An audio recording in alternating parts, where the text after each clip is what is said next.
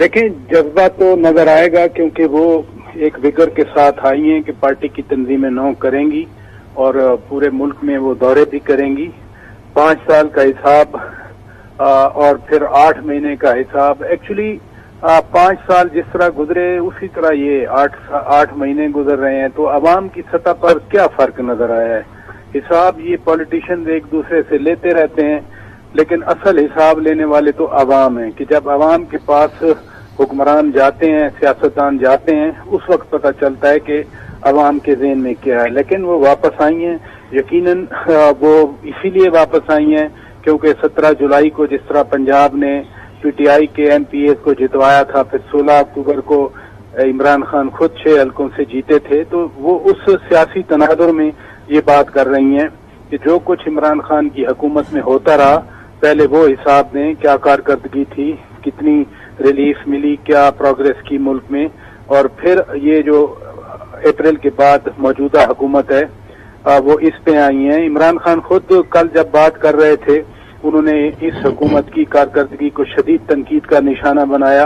अब जवाब आते रहेंगे, लेकिन असल जो मसाइल हैं मुल्क के, उसकी तरफ कौन ध्यान देगा, कब ध्यान देगा, ये अभी देखना है।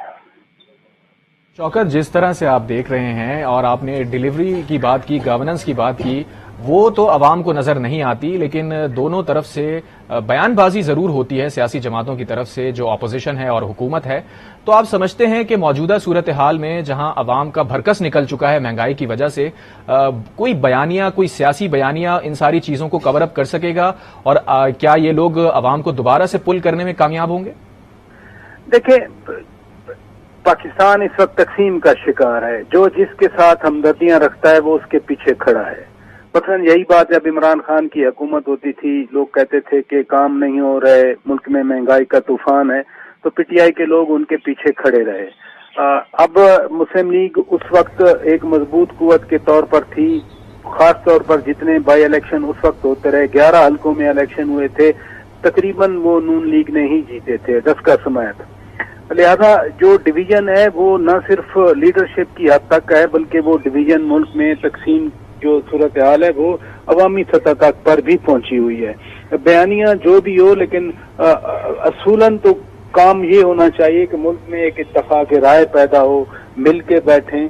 मतलब हर एक की अपनी आइडियालॉजी होती है, लेकिन जब मुल्क एट स्टेक आ जाए और इस तरह से सूरत हाल हो, तो उस वक्त तो प्रायोरिटीज। शौकत साहब, आप क्या समझते हैं, मिल बैठकर क्या बात करने की जरूरत है? मुल्क का तो दिवालिया तकरीबन हो चुका है, एक आम आदमी की बात कोई भी नहीं करता, और अगर ऐसी सूरत हाल में भी यही कहा जाएगा, या बहुत सारे क्वार्टर्स ये बात कर रहे हैं कि मिल के बैठें, गुफ्तो शनीद करें, सियासी दर्जा हरारत कम करें, तो क्या चीजें बेहतर हो जाएंगी?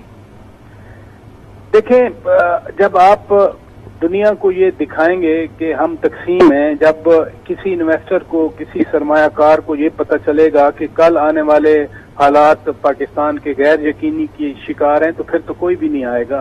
असल तो अनसर्टेनिटी को खत्म करना है, असल तो कंटिन्यूटी को या सस्टेनेबिलिटी को इंश्योर करना है कि मुल्क एक ऐसा पाकिस्तान है जिसमें चीजें तसलसल के साथ आगे बढ़ती हैं, जिसमें कोई गैर यकीनी नहीं है, जिसमें आप सरमायाकारी करें तो आपको रिटर्न मिलेगा, मुनाफा मिलेगा। जो भी सरमायाकारी करता है वो तो अपने मुनाफे के लिए करता है। जो टूरिस्ट आता है उसको यकीन होता है कि ये मुल्क सेफ है, मुल्क स्टेबल है, मैं उधर जा रहा हूँ। दुनिया टूरिज्म में $100 बिलियन तक कमाती है। खुद इमरान खान कहते रहे थे कि $40 अरब का पाकिस्तान में पोटेंशियल है, लेकिन जहाँ गैर यकीनी होगी, दिन दिहाड़े डकैतियां होंगी, जहाँ ये भी नहीं पता चलेगा कौन सा रोड किस वक्त कहाँ पर ब्लॉक कर दिया जाए, जहाँ पर मोबिलिटी ना रहे, तो मुझे ये बताएं उसमें क्या स्टेबिलिटी आएगी? तो ये सारी सूरत हाल यही तकादा करती है कि मिल के बैठा जाए। कम अज कम एक आप गैर यकीनी की सूरत हाल को तो खत्म करें।